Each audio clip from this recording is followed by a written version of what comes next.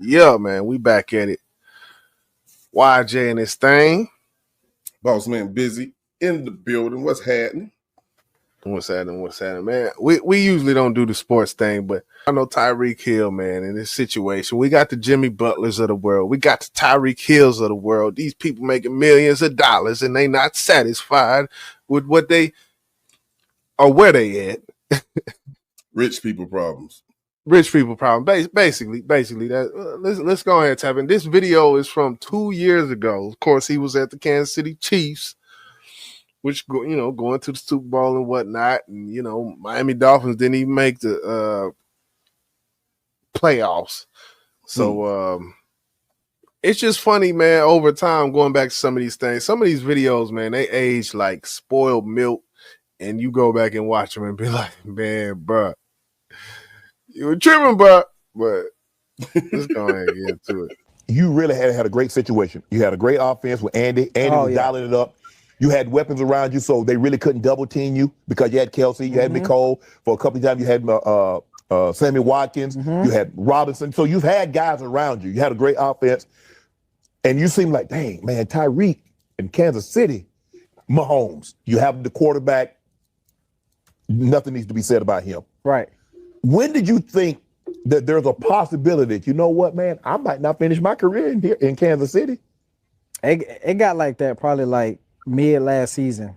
You feel me? Like I'm the type of guy, like I love playing ball and I love, being about the team because football is a team sport, right? Correct. And it would be some games where like I get 2 targets, I get 3 targets.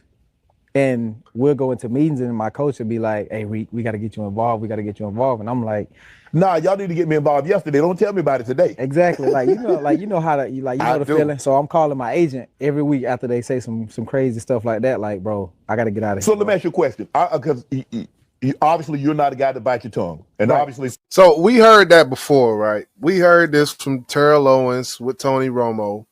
Targets. That's the first thing he talked about was targets. I guess, what are your thoughts thus far, knowing kind of about the situation, I didn't hear the receivers that he mentioned that he had around him. But Kelsey for what? Okay. And we know that's Mahomes' favorite target. But we're talking about Tyreek Hill, who's actually a slot receiver. I mean, I've never seen no goddamn wide receiver. Speedy. His size, I think, he probably like 5'7", 8. Yeah, he gonna be the one in the middle, the one with the screen, the one with the quick put get their yards after the catch type of thing, Yeah. We also had Wes Welker, who was amazing for the Patriots. Mm-hmm. I don't know what the issue was when it comes to him getting a little bit of targets, but it happens on a lot of teams. Like you said, we heard it before. I had the same question with the Falcons at a point at the end of Julio goddamn career. Like, why the fuck y'all not getting him back? You know what I'm saying? And Julio was ready to get the fuck on too.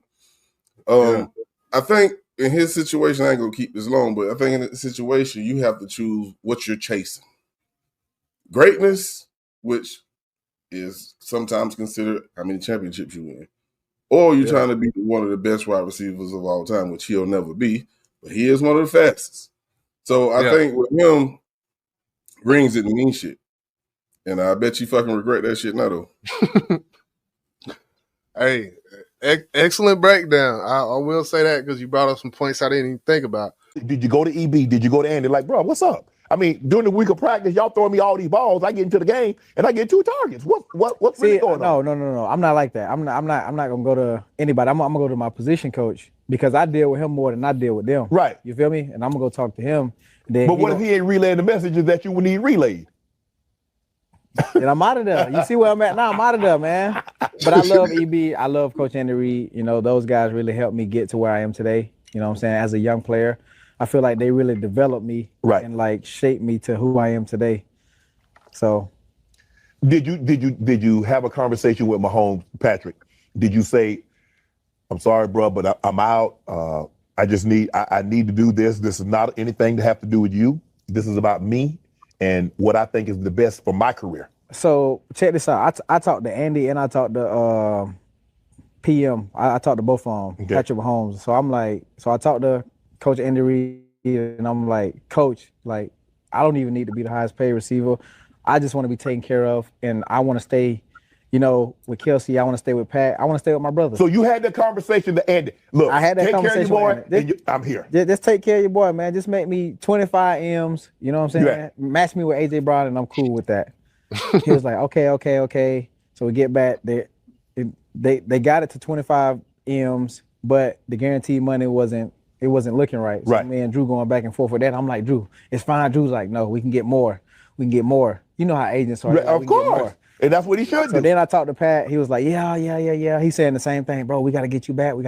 I'm like, yeah, bro. I want to come back, bro. Like, let's make something happen. But make the money right. Like, just make the guaranteed money sound right. At least right, bro. Like, that $100 million and you give me $20 million guaranteed, that don't make sense to me. Exactly. Okay. So then, like, Miami had called. They was like, look, we just going to go all out. We're going to give you $72 million guaranteed. And then I was like, bro, I can't turn that down. No, you can't do that. I can't turn with that no state income tax either.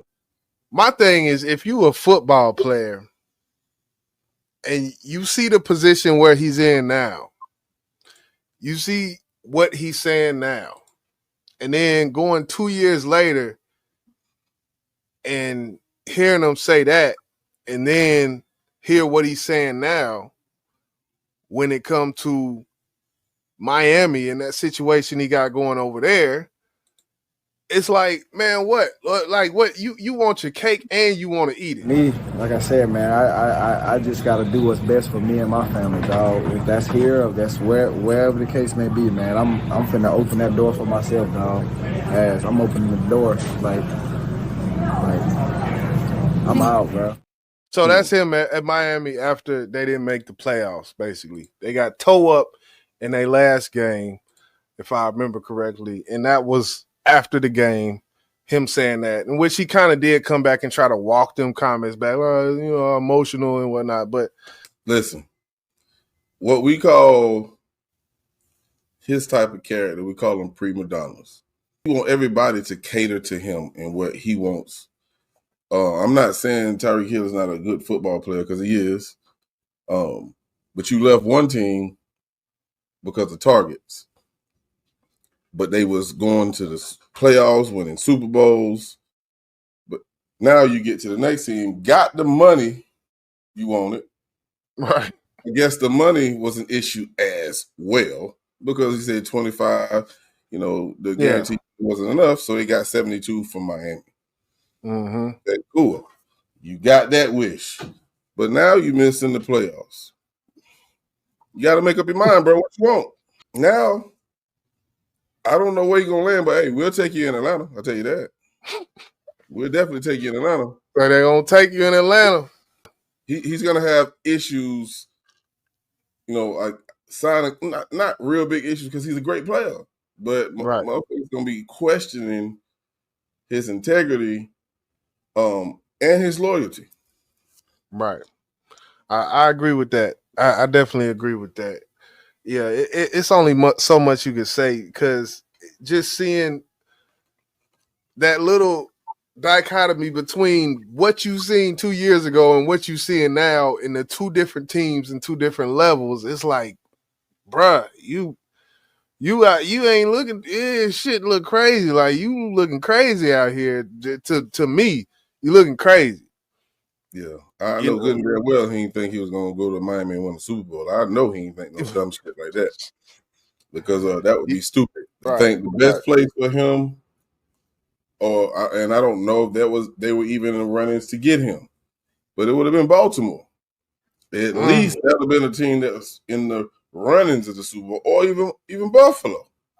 But a Cincinnati, like, I ain't gonna lie.